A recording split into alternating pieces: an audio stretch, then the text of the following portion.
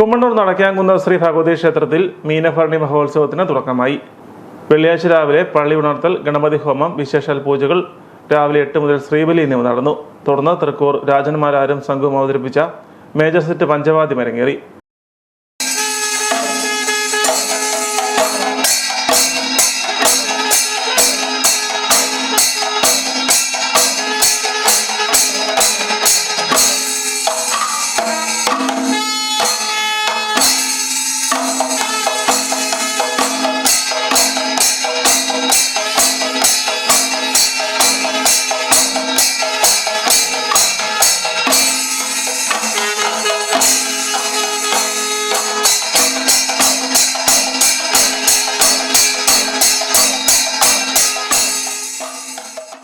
ശനിയാഴ്ച രാവിലെ ശ്രീബലിക്ക് കിടങ്ങൂർ ശ്രീകുട്ടനും സംഘവും അവതരിപ്പിക്കുന്ന മേജർ സെറ്റ് പഞ്ചാരിമേളം അരങ്ങേറും.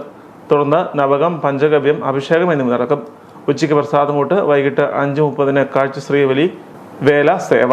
ഞായറാഴ്ച രാവിലെ 9:30 മുതൽ കുംഭകുട അമ്മൻകുട ഘോഷയാത്രയും അഭിഷേകവും നടക്കും. ഉച്ചയ്ക്ക് 12:30 ദർശന പ്രാധാന്യമുള്ള തിരുവാഭരണം ചാർത്തി ഉച്ചപൂജ നടക്കും. രാത്രി 11 മുതൽ ഗരുഡൻ തൂക്കവും ഉണ്ടായിരിക്കും.